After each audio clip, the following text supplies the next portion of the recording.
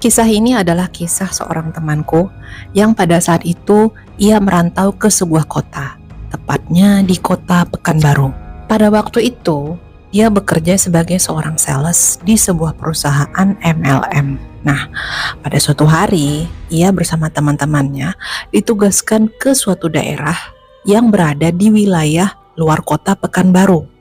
Sebut saja daerah K. Nah, kejadian ini terjadi pada tahun 2012.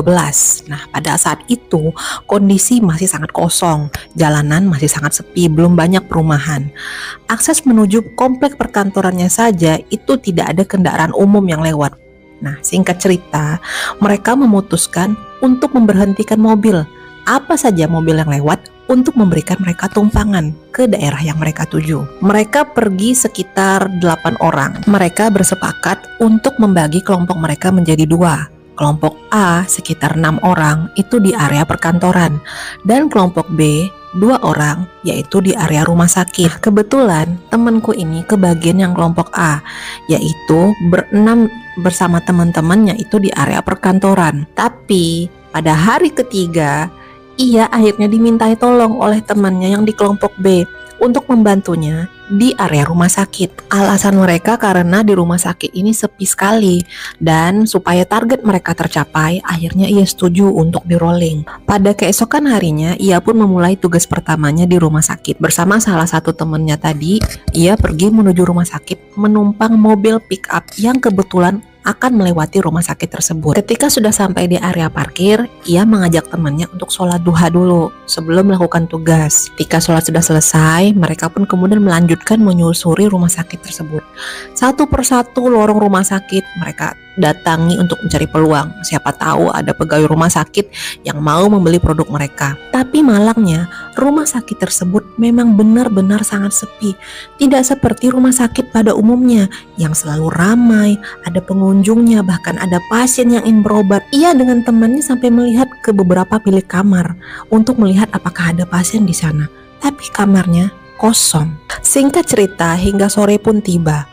Ia dan temannya sudah lelah menyusuri rumah sakit, tapi memang tidak ada satupun barang yang terjual. Saking sepinya rumah sakit tersebut, sampai pukul 4:30 sore, mereka akhirnya memutuskan untuk berhenti saja. Mereka kemudian mampir di sebuah warung atau kedai kopi di area parkir rumah sakit tersebut. Temannya kemudian menghubungi teman yang lain, mencoba berkoordinasi, siapa tahu mereka bisa dijemput atau mendapatkan tumpangan. Tapi sayangnya mereka tidak bisa menjemput. Alhasil, ia dan temannya kemudian kebingungan bagaimana caranya mereka bisa pulang. Tak lama kemudian datanglah seorang bapak-bapak memesan kopi di warung tersebut. Bapak tersebut sepertinya sadar melihat gelagat mereka yang kebingungan sendiri, menelpon sana kemari untuk mencari tumpangan. Nah, kemudian bapak tersebut bertanya, "Adek bukan orang sini ya? Adek dari mana?" Nah, temanku ini menjawab, "Kami perantau, Pak. Kami kerja di kantor yang ada di kota Pekanbaru. Kebetulan kami ditugaskan ke rumah sakit ini. Tapi kami bingung, Pak. Kami tidak punya tumpangan untuk pulang."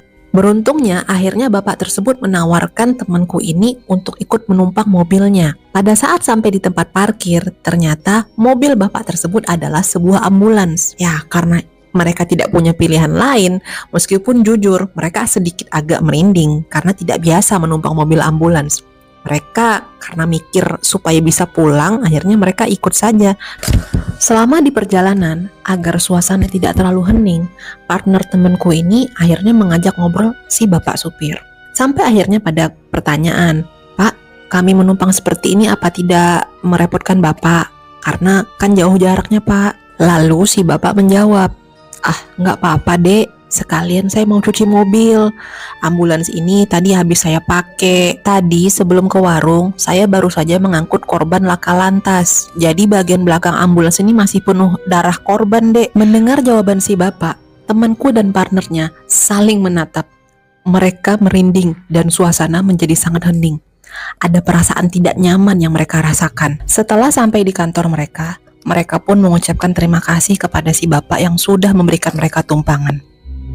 Dan bapak itu pun kemudian berlalu. Pada malam harinya, seperti biasa temanku ini bangun tengah malam untuk melakukan sholat tahajud. Temanku ini pun langsung sholat di sebuah ruangan yang menghadap 2 kamar di depannya.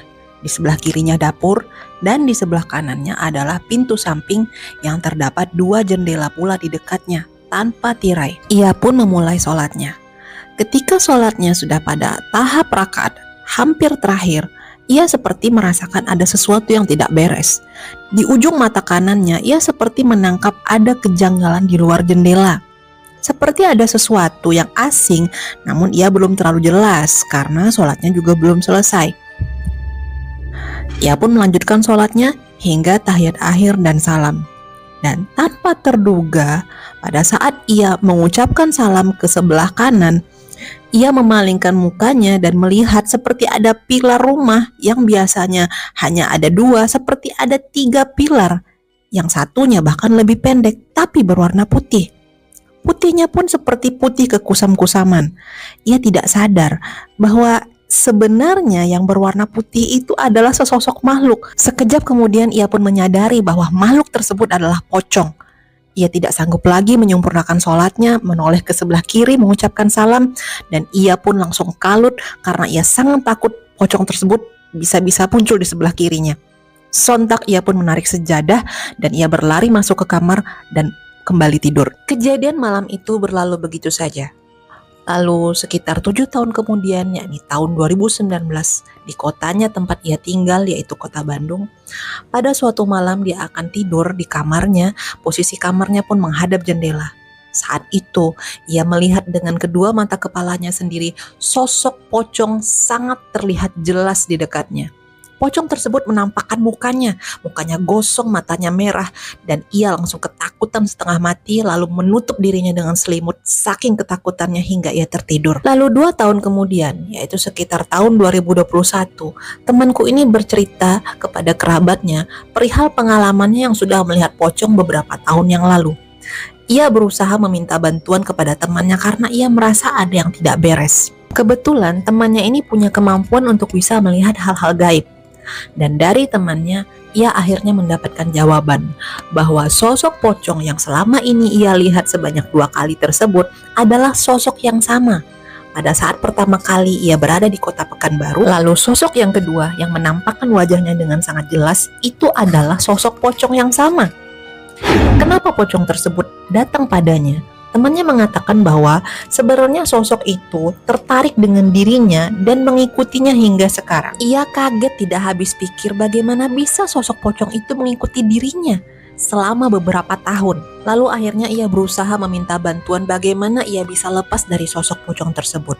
Temannya kemudian membantunya dengan ritual tertentu dengan tujuan mengembalikan si arwah pocong ini bisa kembali ke asalnya. Ia bersyukur usahanya kemudian berhasil dan sosok pocong itu akhirnya tidak pernah kembali lagi dan menampakkan dirinya. Demikian cerita kami kali ini. Karena untuk kawan, kita bercerita.